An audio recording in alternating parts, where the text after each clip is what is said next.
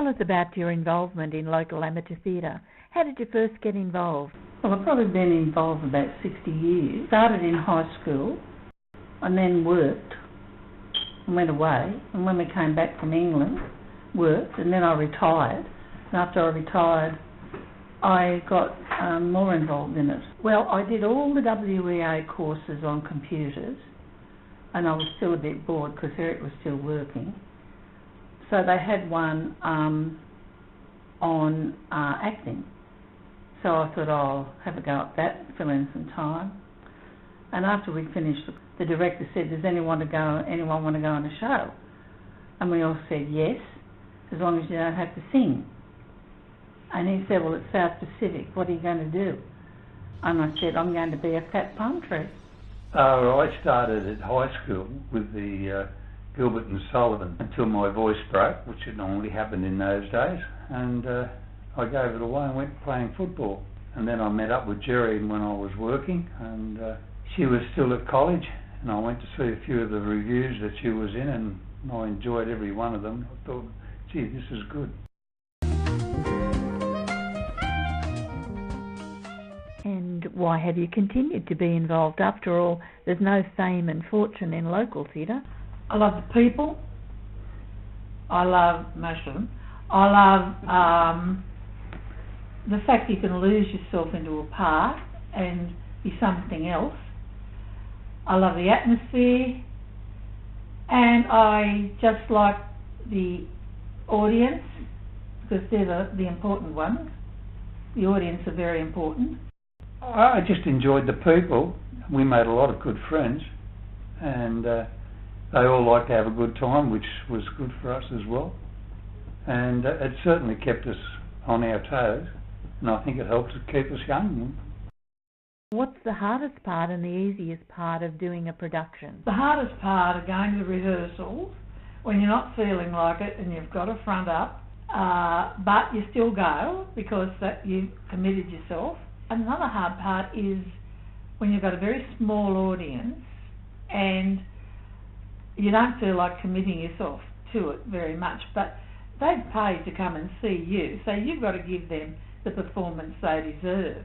The best part is when they respond well, and you have a responsive audience and they go along with you and they enjoy it. It's hard to speak to a non-committed audience that just sits and looks at you. The one that really comes to mind is Money Honey. Yeah, that's the one. That was Money Honey. It was all a mock in the Private Club. The response we got from that was tremendous. And that Saturday afternoon, that last one, where they're lined up down the street trying to get in. If the fire brigade had come when they were all in, they'd have hit the roof. They would have.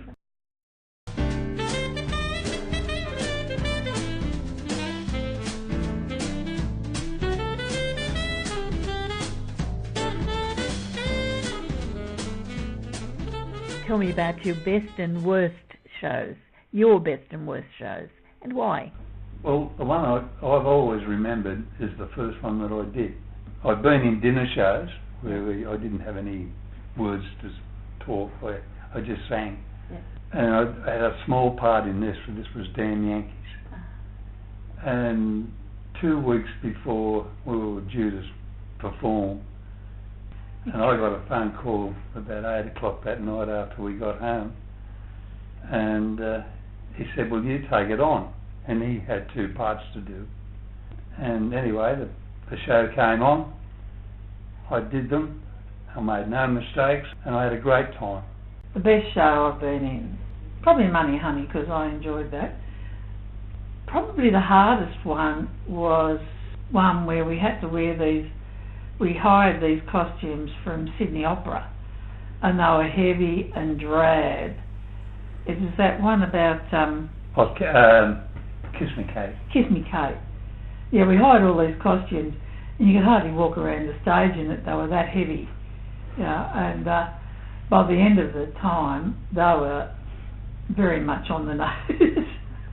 It's cost me $50 to have that dress dry cleaned.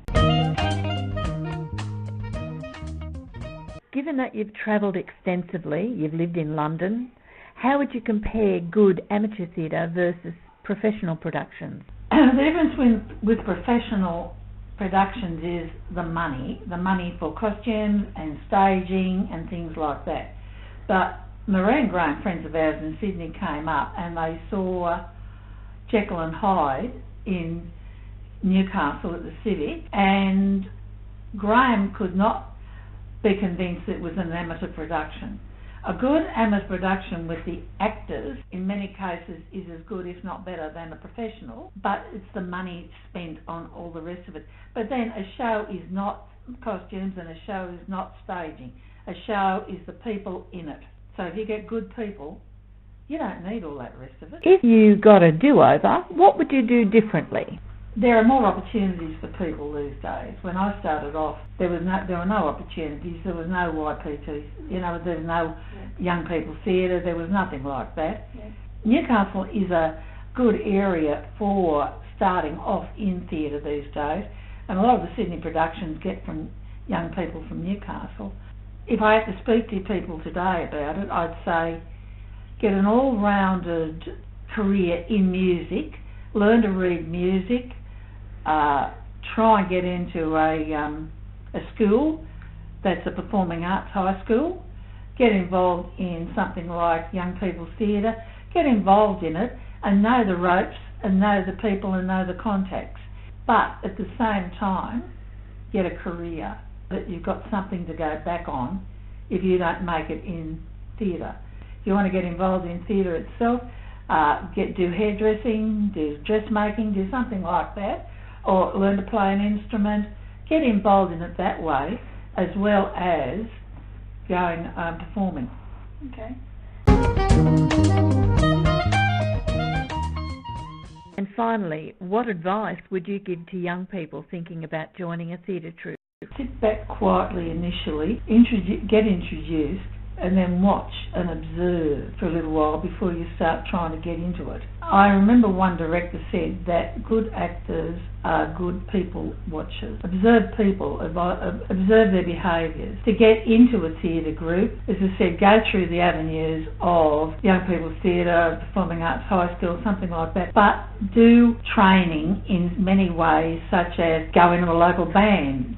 Get some training so that you've got something to offer when you go into a group. Eric? Well, I think they've got to go to something like Young People's Theatre, or go to a school that specialises in drama and theatre to get a basis to work with. And also, if you can make it so you can play an instrument or do something else, makeup, it's always handy as a backup when periods you're not actually in a show. Thank you very much.